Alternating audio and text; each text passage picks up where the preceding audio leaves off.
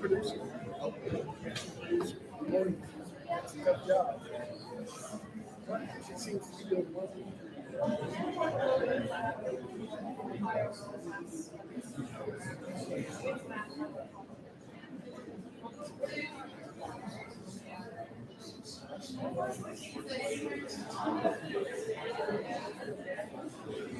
Catch your teeth. Yeah, there's not a lot of stuff that goes on. Good stuff.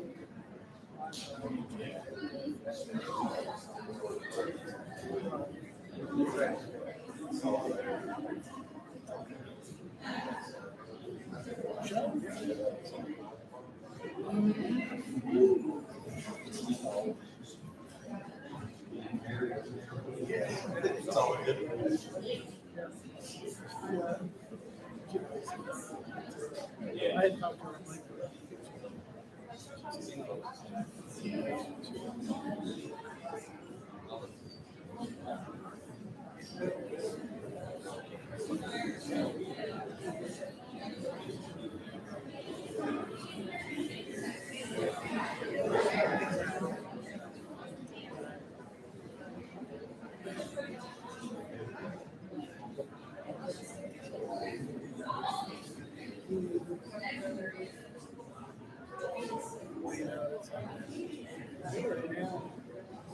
I don't want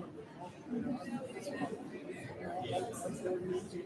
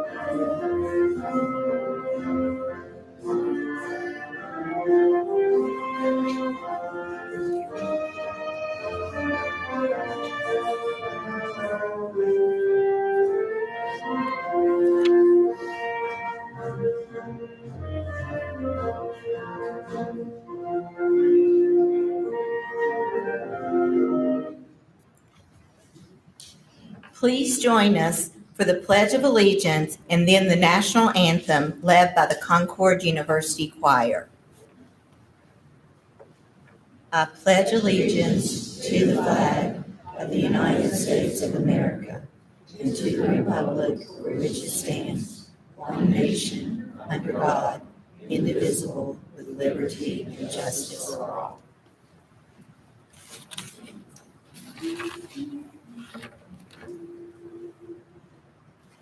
Oh, say, can you see by the dawn's early light what so proudly we hailed at the twilight's last gleaming, whose broad stripes and bright stars through the perilous fight o'er the ramparts we watched were so gallantly streaming, and the rocket's red glare, the bombs bursting in air, gave proof through the night that our flag was still there. Oh, say does that star-spangled banner yet wave o'er the land of the free and the home of the brave?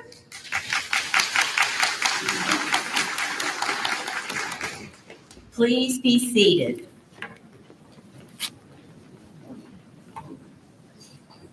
It is my pleasure to introduce Dr. Edward Huffstetler, Provost and Vice President of Academic Affairs.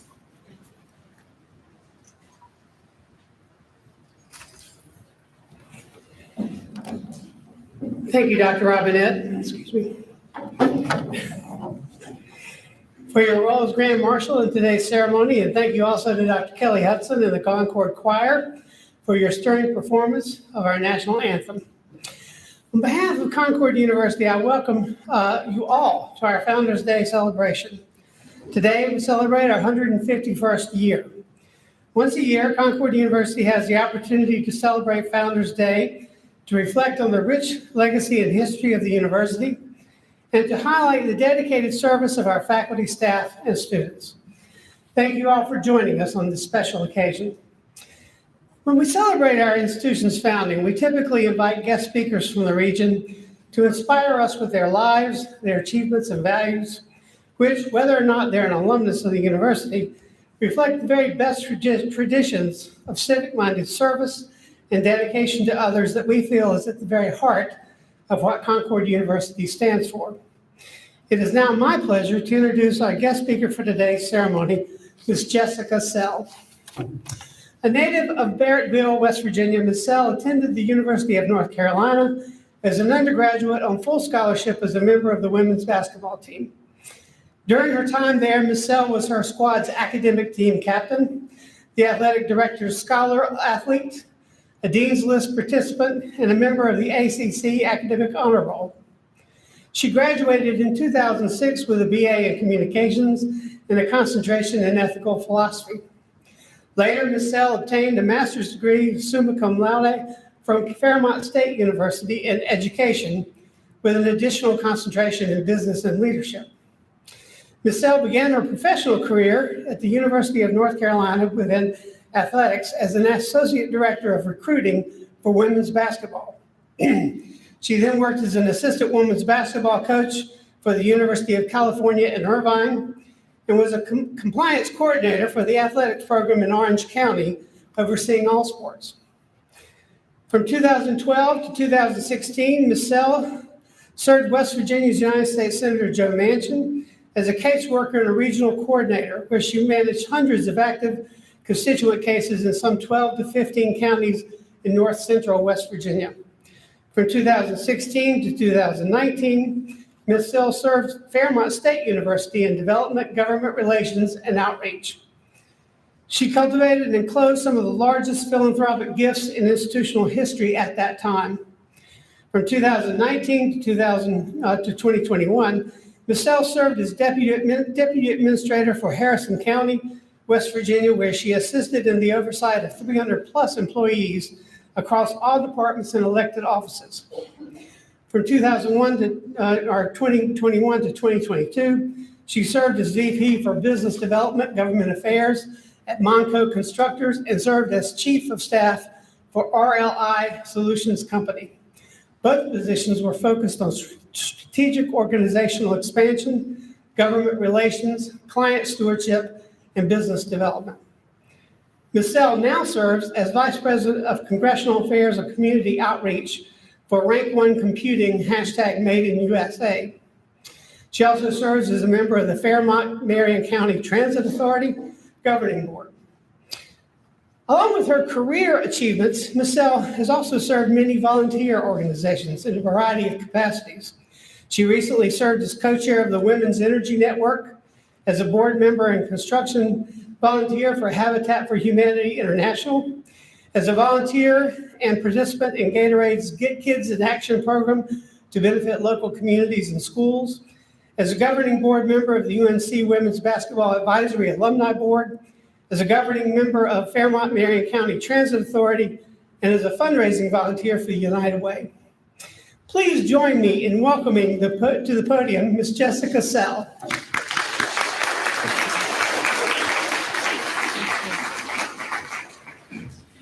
Well, with that said, I guess you could say I just told Madam President, basically she can't keep a job. So there's that.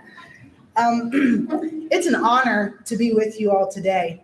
I'm just a girl that makes no apologies for these three things: my faith, my family, and my West Virginia roots. I'm from a small town in West Virginia, and I had a dream, and my faith and my family and these West Virginia roots have brought me full circle.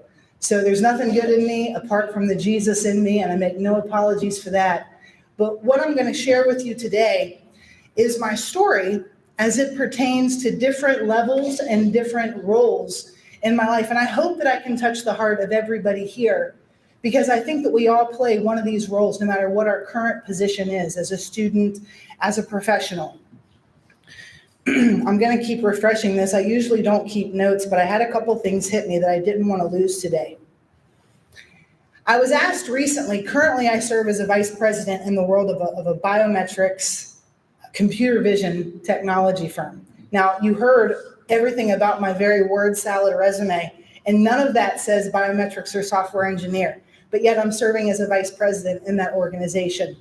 And I was recently doing a talk with some students in higher education through WVU, and they were asking my advice based on my position with this company, and that I'm always the one thing that's not like the other in any organization that I find myself in. And my advice to them was, be who you are and never worry about who you are not. I think it's very important that we don't compare ourselves among ourselves, no matter what season of life that we're in, because everyone has a superpower. Every one of you, I don't care how young or how old you are, there's a superpower that's in you that's unique to you and your DNA that nobody else can duplicate. And unless you reach the potential, or unless you strive to reach your potential every moment of every day, the world is missing out on something that only your fingerprint can impact. And so that is how I've really kept my focus within the mission that was mentioned, because I've had to focus on who I am and not who I am not, if that makes sense to you. So there's a cycle. When I did my master's thesis, I talked about this cycle within leadership. And I didn't read it in a book. I didn't study it. It was down in me. And I felt like there's this cycle of success, and it's a wheel that keeps turning. And in every season of life, we're either the mentee, we need somebody that is mentoring us, we need somebody over us that has been there, that has done that is inspiring us. We need somebody to come alongside us that holds us accountable. We need that iron that sharpens iron. We need that person to make me feel better about myself, make me feel like I can do better. Can I lay my head down tonight and feel like I did everything I could to make today great? And then we need to be the mentor. Is there somebody that we're pouring into? Is there a situation that I'm looking back and I'm extending my hand and I'm saying, hey, come up here, come up higher. I want to encourage you. I want to inspire you. So in every season of life, you're either being mentored, you should be, no matter how young or old you are. You should have somebody on your level to push you every day. And you should also be looking back and pouring into someone else. Otherwise, you become stagnant and you dry up. And I found that to be true in that entire resume that was just read. And that's really what has carried me through my life and career to date. So what I'm going to share with you today is quite personal. It's my story and what brought me through to where I am today and what brought me home to West Virginia. So you heard that I played basketball. I received a scholarship to UNC, and I played basketball at North Carolina for 4 years, traveled the world, went to Italy, went to Greece. We played in the Final Four, Elite Eight. I stayed on staff. We went to another Final Four. And then I went out to Southern California and lived at the beach and worked for the University of California, Irvine out there. And I never dreamed that I would be able to come home and be successful or be fulfilled. You know, going through high school, you always felt like, well, I just have to get away to find success. I just have to leave. I can't be successful and stay. Like, thanks, West Virginia. Thanks, family. Thanks, faith, for making me who I am today, but I just can't stay.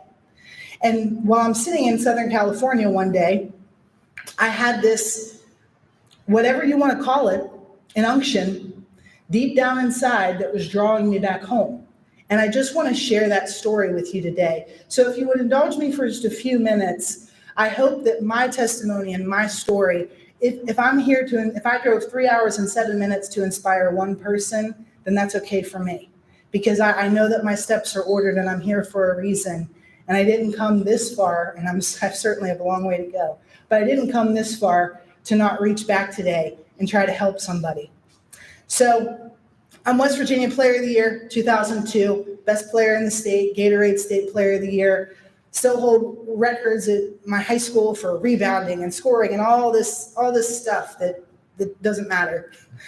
But I leave being the best in the state and I go to North Carolina, and I had some of the hardest years of my life there, an identity crisis, and basketball wasn't going the way that I thought it should go. And I realized that I kind of got some things out of order. I stood up here behind this podium and I said, faith and family and roots. And I got to UNC and I found out that all basketball had to do was go south for a little bit. And then I lost all of that. My life was completely out of balance. And I realized that I held basketball a little too high. And what that means today is what you do is not necessarily where your identity is. You have to go back to those roots and you have to help them enhance what you do. But what you do is never who you are. It's just part of your story. Who you are enhances what you do. So I get to UNC and I experience some real trials and temptations and different things in my life. I almost transferred, almost quit basketball altogether. And then one day it dawned on me, I'm here and I'm not going anywhere. And if all I'm going to do is ride that bench and cheer for the rest of my team, even though it wasn't fair, it wasn't right, but I'm not leaving. I'm going to be here and I'm going to be the best, whatever the role I'm given, I'm going to be the best at it. So we had a strength and conditioning coach that left and went to the Minnesota Timberwolves. If that tells you how good our strength and conditioning coach was. I stayed one summer session all year. I never went home. I didn't see my family, but maybe 1.5 weeks out of that year. My vertical increased astronomically. My fitness was off the charts. And you know what? I played less the next year. If it was possible to play less, I played even less. I did everything that my coaches told me to do. I met every fitness requirement. I was guarding the NCAA Player of the Year that year. From the three-point line in, she couldn't get more than 3 dribbles on my on-the-ball defense, and I played less. So, but I stuck with it, and I said, nope, I'm not going anywhere. I almost transferred to Notre Dame. I almost transferred to Florida State, and I actually almost came home to WVU. And I said, no, I'm not going to do it. So fast forward, we get all the way to I'm getting ready to start my senior year. And there was a situation that happened that was completely unethical, and it was just wrong. You know, have you ever had someone just lie about you and completely make things up that's just not true?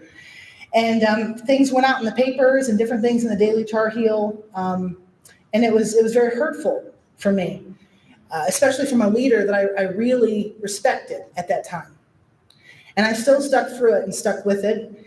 And the reporters called me, and unbeknownst to me, I just gave my honest opinion and my honest, experience of what happened. And they did their research and they realized that I was definitely wronged, and they wanted to do something about it. So this article comes out, and it would have completely destroyed, I won't say the organization, I won't say the person, because I have great relationships with everyone to this day. That's the grace of the whole situation. But I read this article, I read the draft of it, and my phone was ringing. I mean, a very high-level person at the University of North Carolina was calling my phone 41 times, and I wouldn't answer it, because this is the person, this is the leader that I respected and looked up to that completely let me down and lied about me. And it was completely unwarranted. I, didn't do anything to deserve it. And I didn't answer the phone, and I was just chomping at the bit waiting for this article to publish the next day in the Daily Tar Heel. And as my phone was ringing for the 42nd time, I heard something deep down in me, and it goes back to my faith, my family, and my West Virginia roots. And I heard, anytime it's in your power to bring your own vengeance or to try to bring justice by your own strength, don't do it. Let me handle it. And I knew where that was coming from. I don't need to tell any of you where that was coming from. I know for me where that was coming from. I picked up the phone, and I didn't call the leader that was calling me, but I called the Daily Tar Heel. And I asked that reporter, will you please not run this? And he said, are you crazy? This would set everything straight. This would completely exploit things that have been going on. And it wasn't just you. This has happened for years before you even came. But your situation brought it to light, and we can bring justice to this whole situation. And I said, I understand that, but it'll come. But it doesn't need to come because I participated in something that could hurt another person, even though they deserved it. I had every right to do that. Nobody would have ever told me that I was in the wrong.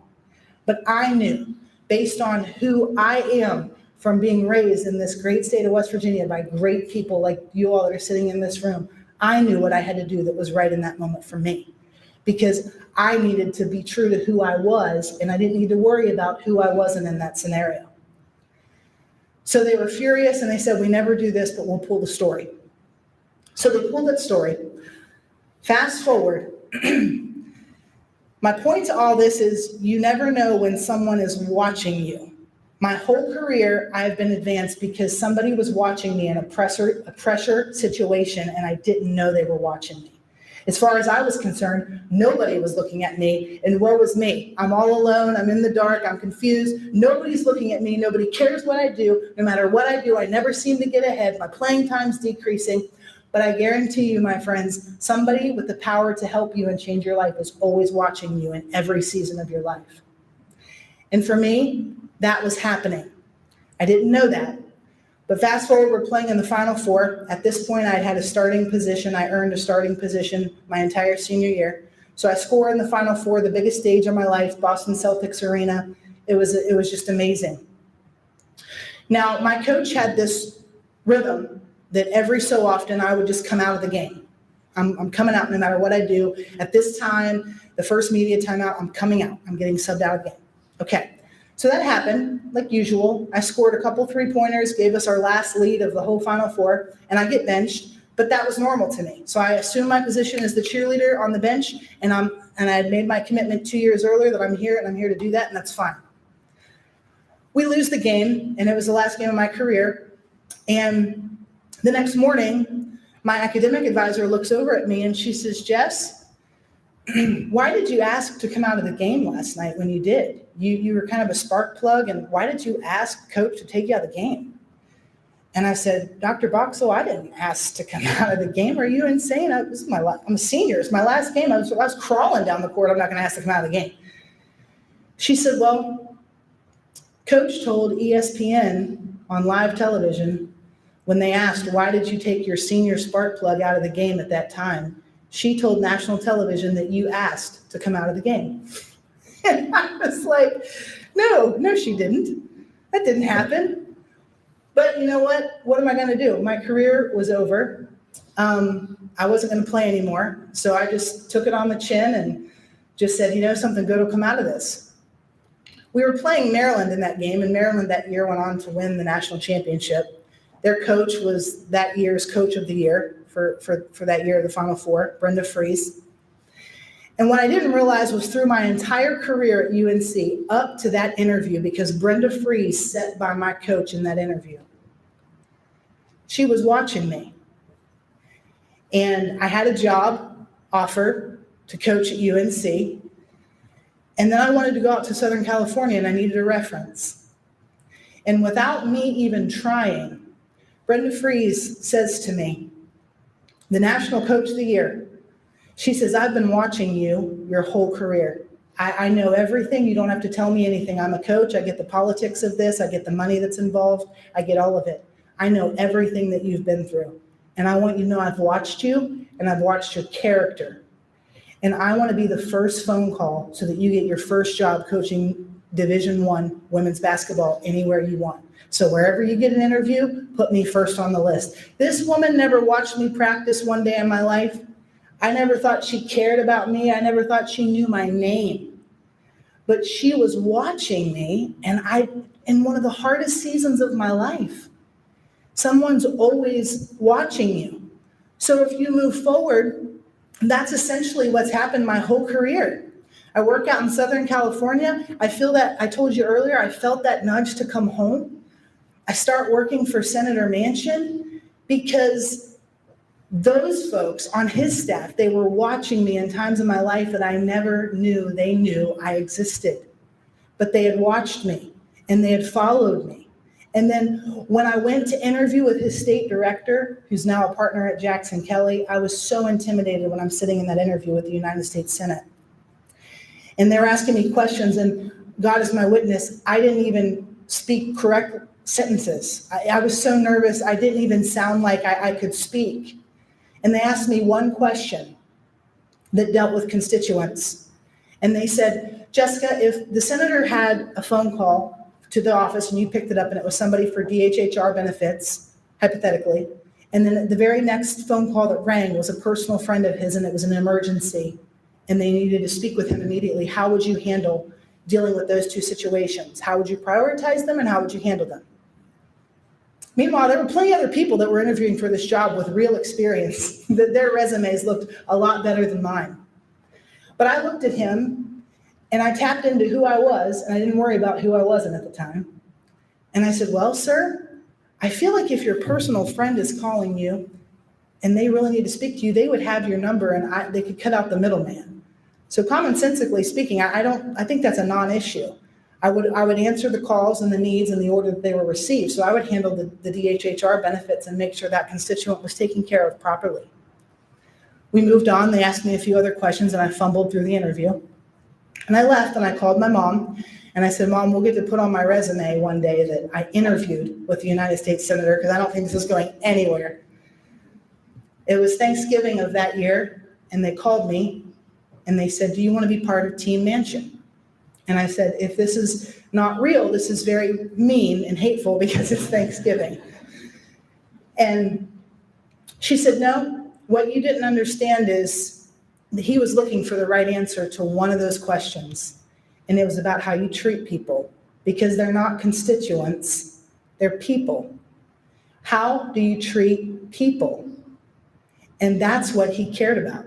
And as soon as the door slammed shut behind you when you left, the senator looked at me and said, she's got the job. In the worst interview of my life, just one moment of tapping into who I am and not worrying about who I'm not helped get me that job. While I'm working for the senator, there was a problem child. I always seemed to have to deal with this person. Every time he called, it was just awful. There was always drama. It was always something. And I always had to deal with him. And we actually had a joke in the office. I actually just talked to one of my former colleagues the other day about it. And I said, do you remember so-and-so? And she said, oh, Jessica, absolutely. And I said, you guys always gave him to me to deal with. And they never seemed like they were huge deals, but he made something out of nothing. He always made a mountain out of a molehill. Well, fast forward, it's time for me to transition out of the Senate, and this person calls me, and I thought, oh no, what does he want now? I'm in the middle of transitioning, and what does he want? And he says, Jessica, I want to hire you. And I said, you want to hire me? To do what? And I'll leave the details out, but the bottom line is, he said, you handled me better than anybody else I'd ever dealt with in that office. You were always available, you always called me back, and I know that I'm not easy to deal with. And that was the first time in my career that I was able to negotiate a salary and a position and to actually get something created for me that didn't exist in an organization. And it all goes back to those roots of who I am, not who I'm not, and staying true to that. No matter how much pressure is on you, no matter how many people you think are against you, no matter how much solitude you feel you're surrounded by, be true to who you are and what you know deep down is the right thing to do in that moment, because it's a moment that could change your life. And that's essentially why I am where I am today.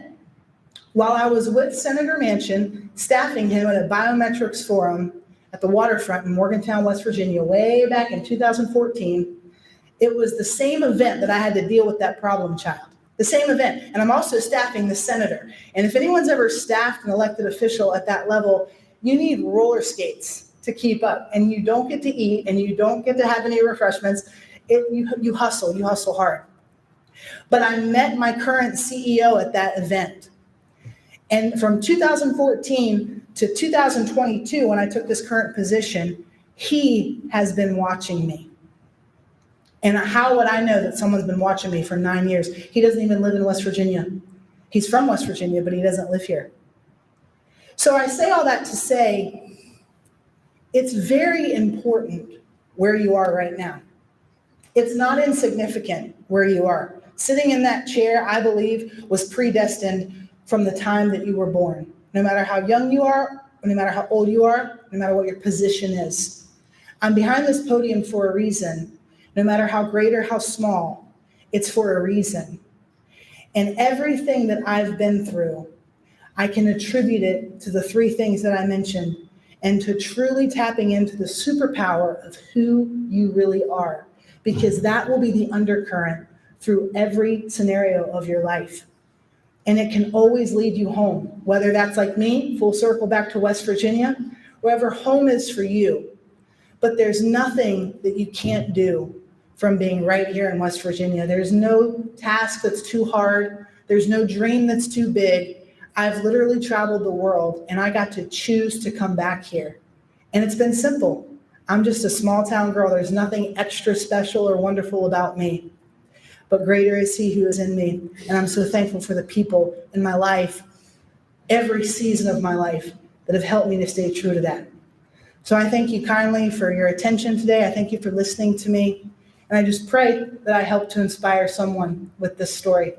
Thank you, and God bless.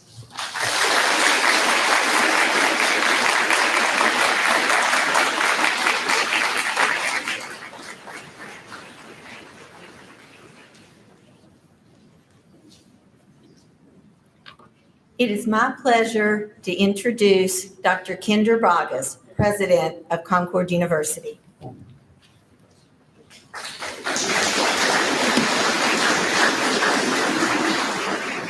Thank you so much. And Jessica, thank you for those inspiring words. I think we'll remember them for a long time. That was absolutely wonderful. Thank you. Thank you, Dr. Robinette, Dr. Hustetler, Dr. Hudson again, and the Concord Choir. And thank you, faculty, staff, and students who are here. I want to take a few minutes first to recognize several guests who have joined us for today's ceremony.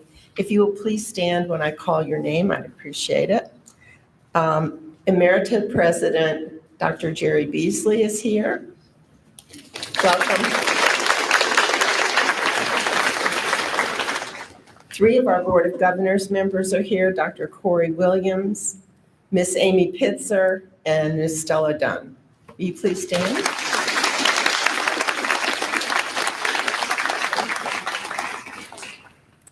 Today, we're going to take a few minutes from our busy schedules, and we're going to celebrate the founding of this wonderful university. As has been said, this is our 151st year.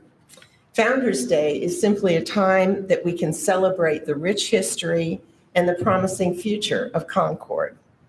It allows us a time to reflect on how our past has shaped who we are, and it gives us an opportunity to define the goals we've set for ourselves and for the future.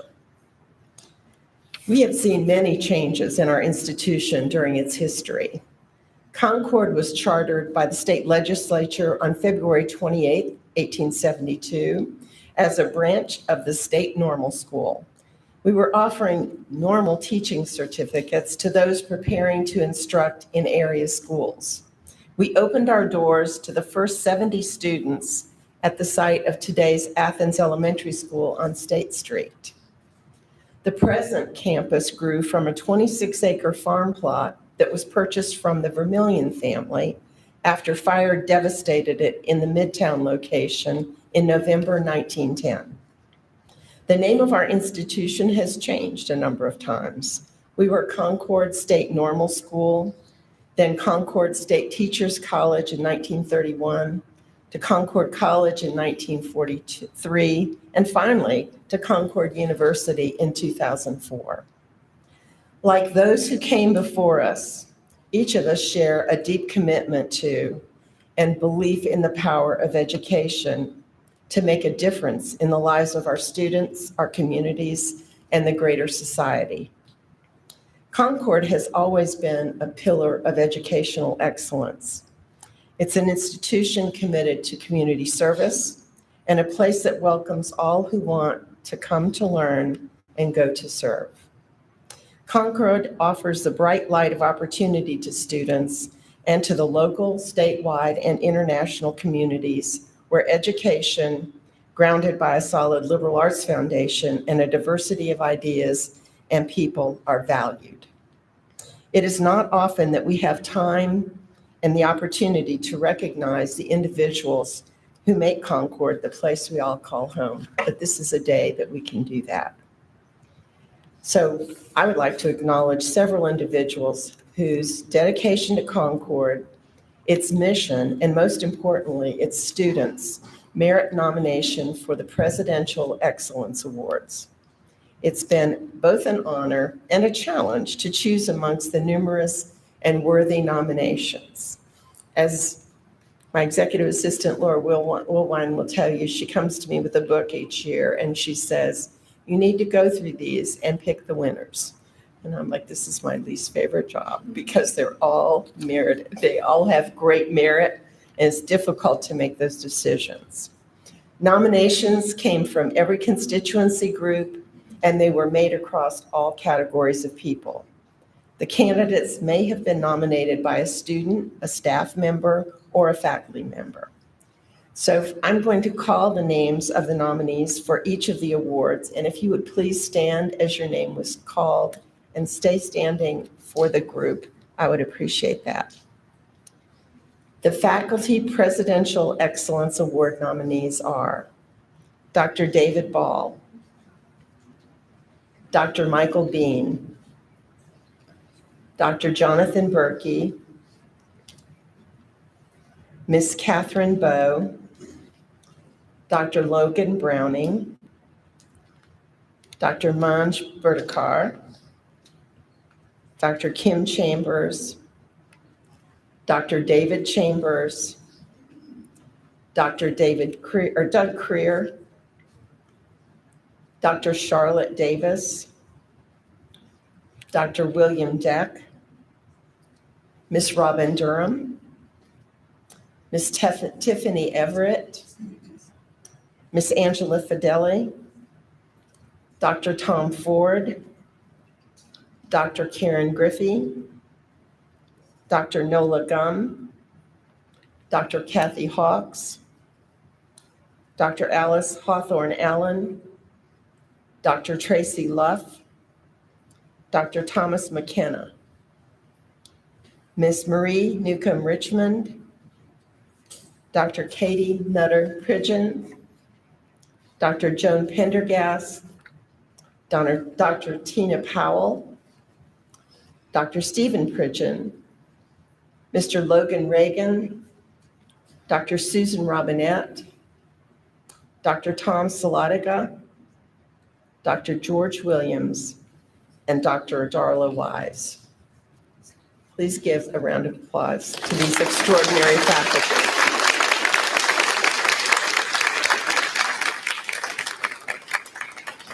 Thank you. Will the winners please come forward as your name is announced and receive your plaques? The faculty presidential awardees are Katie Bowe and Dr. George Williams.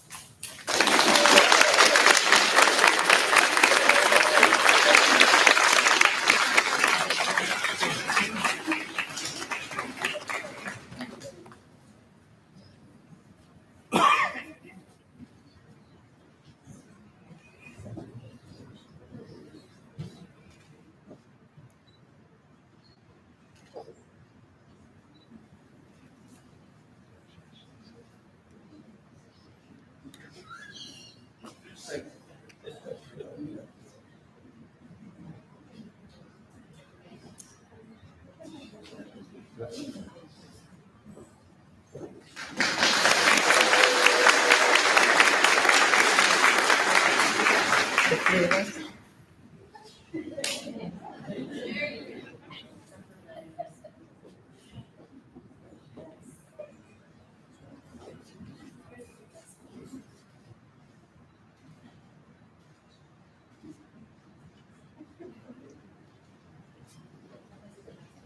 So we learned from that one.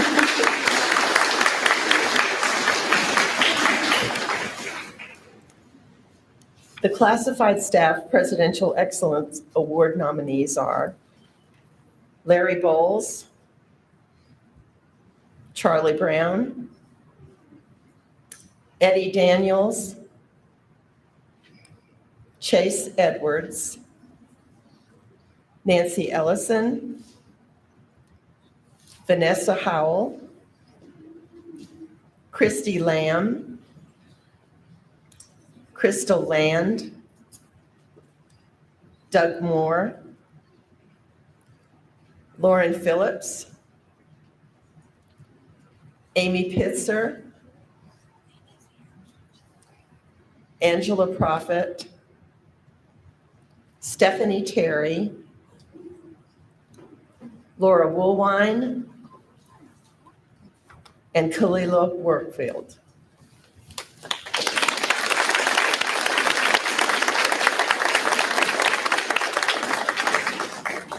Will the winners please come forward together and receive your plaques? Larry Bowl and Laura Woolwine.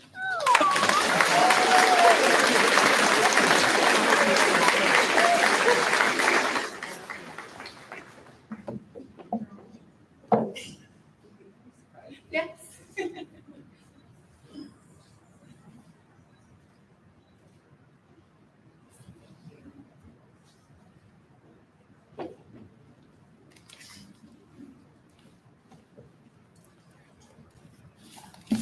The non-classified staff presidential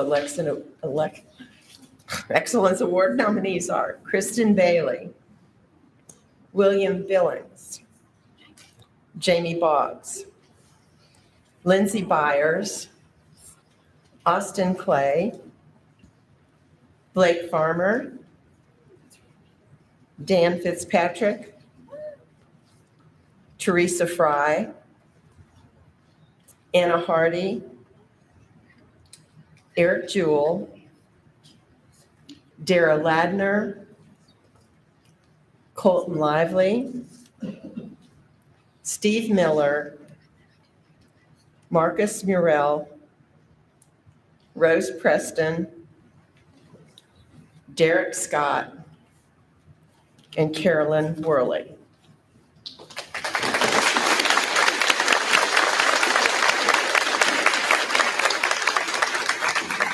And if the winners will please come forward, Lindsay Byers, who I know cannot be here, Rose Preston, and Dara Ladner.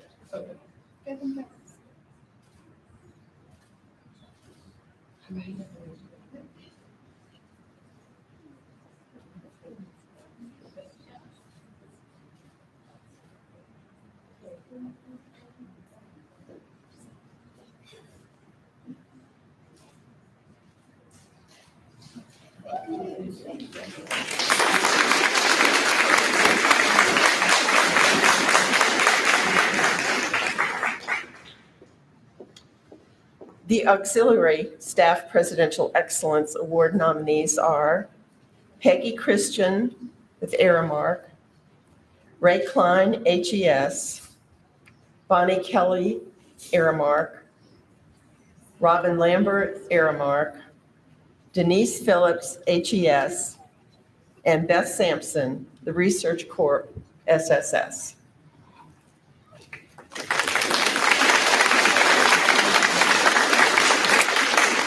And the winners are Ray Klein and Beth Sampson.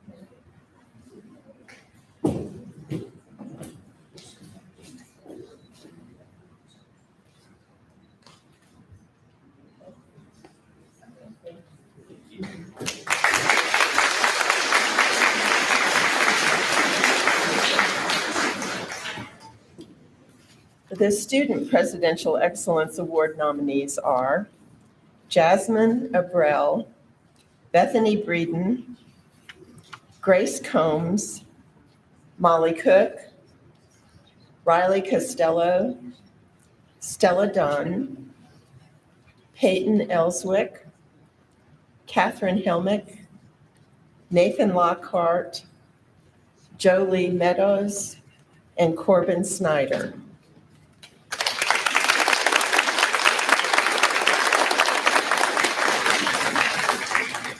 And the winners are Peyton Ellswick, Stella Dunn, and Nathan Lockhart.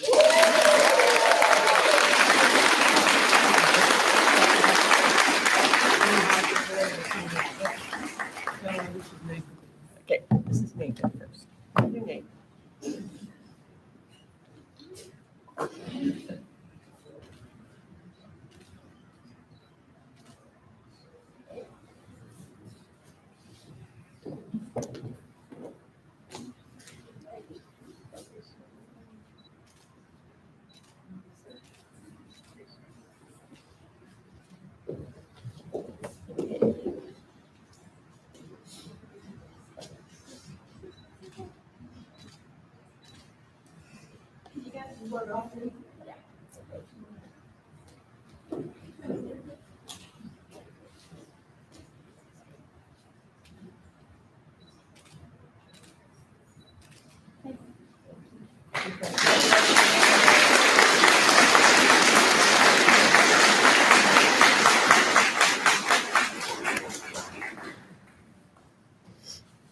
As we celebrate Founders Day, we extend to you our continued commitment that Concord University will remain the place for excellence and accomplishment, that it would astound and delight those founders who have come before us.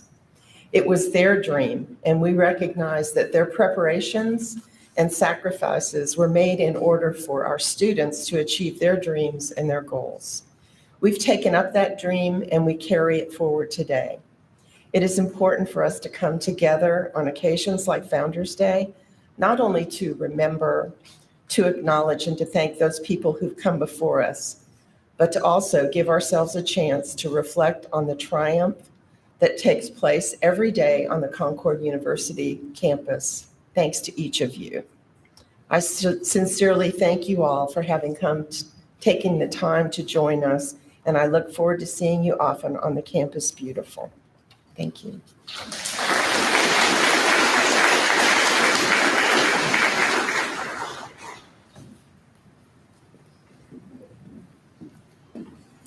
Please stand for the alma mater The words can be found on the back cover of your program.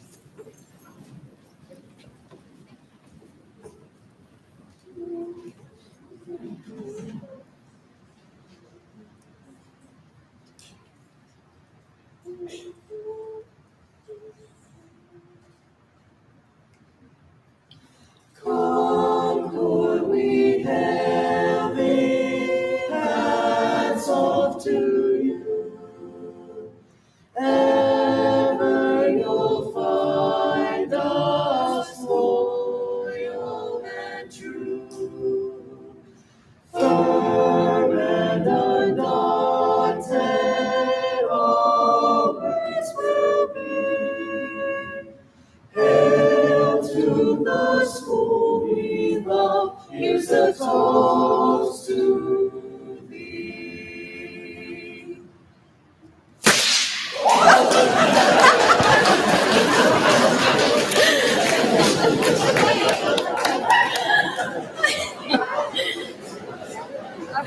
All right. Now that we've had our scare, if the audience may be seated while the faculty remain standing for the recessional, and please join us for a small reception at the back of the ballroom.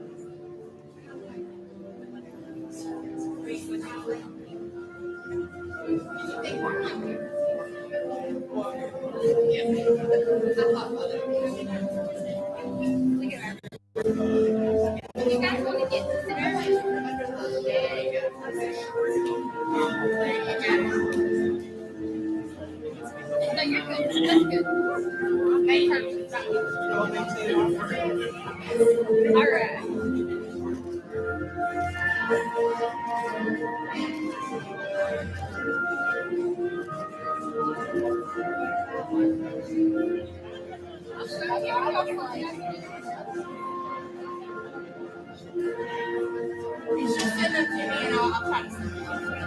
Thank you. I appreciate you.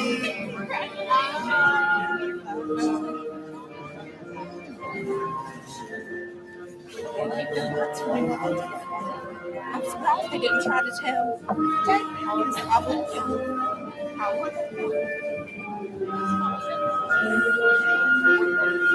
There's a little confetti going back there.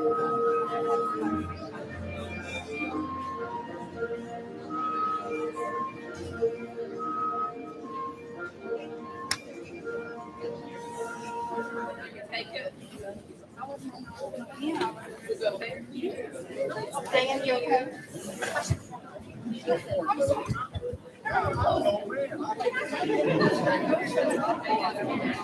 Oh my goodness, I feel like Oh my goodness. I appreciate it, but I'm calling Sarah a lot after Groundhog Day. It seems like every time my mother takes my picture, my eyes are closed. Every time. There goes, I'm always like, this must be what it is. I appreciate it. You're welcome.